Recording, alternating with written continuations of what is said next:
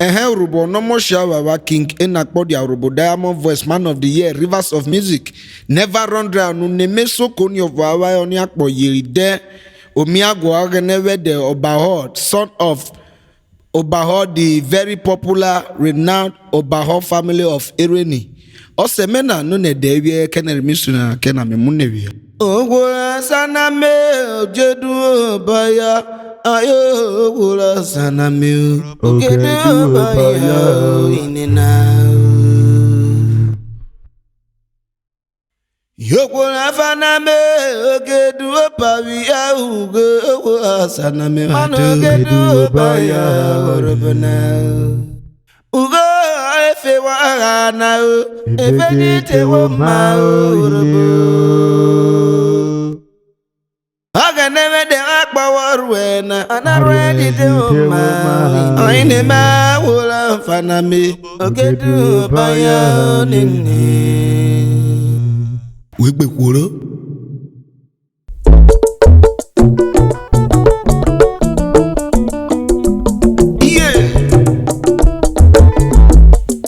Spirit.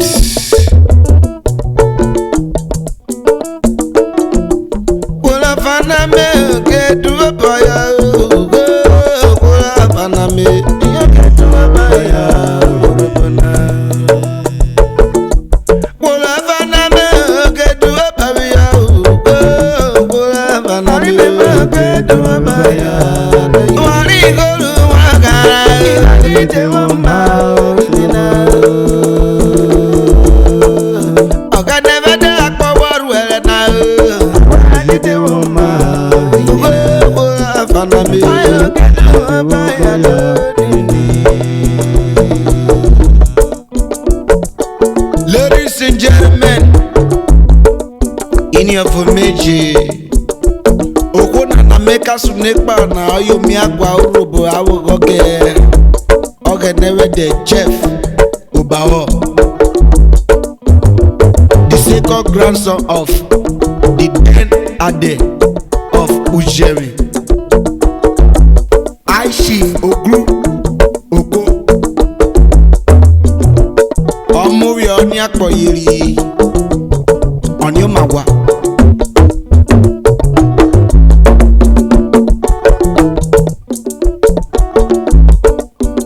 It's so good to celebrate the living and one's achievement when he's still alive.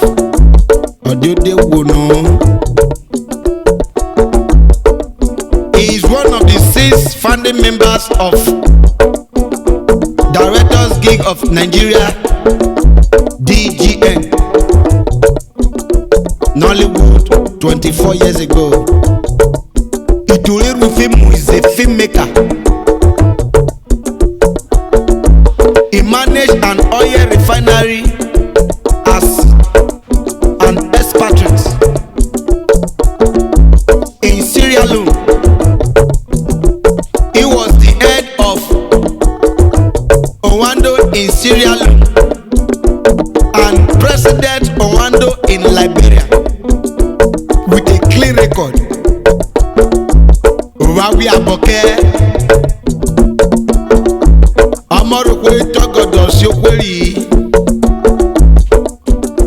his achievement so far that I need by anything it didn't know the can no need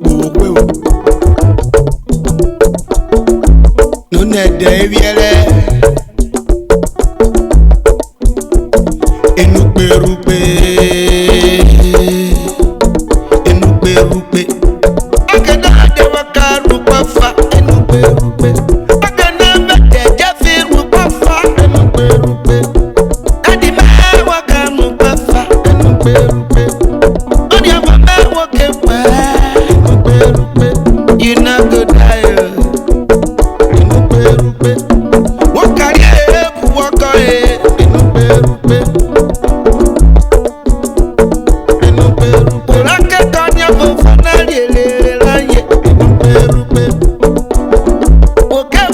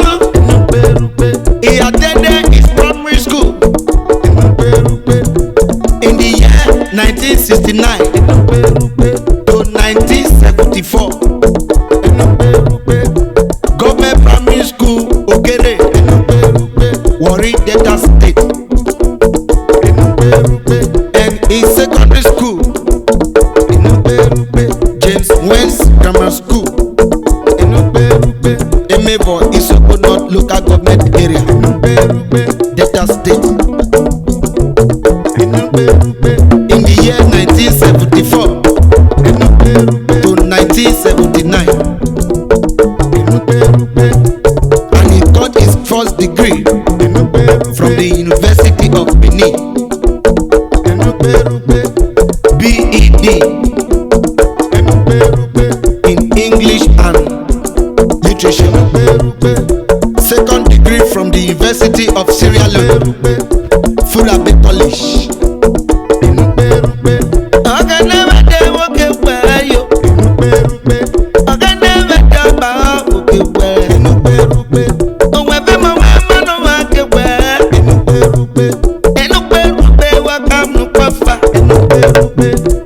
He's a business tycoon and a business consultant.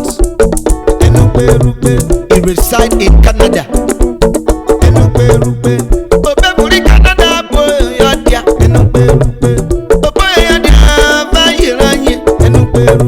His loving blessed wife,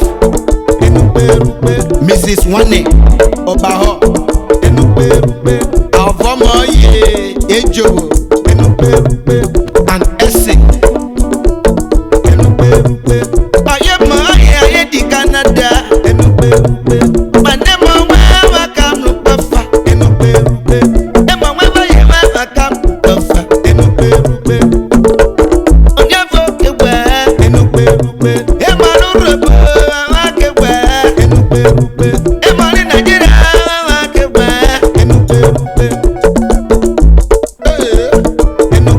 King Enakpodia. I say we go see another year.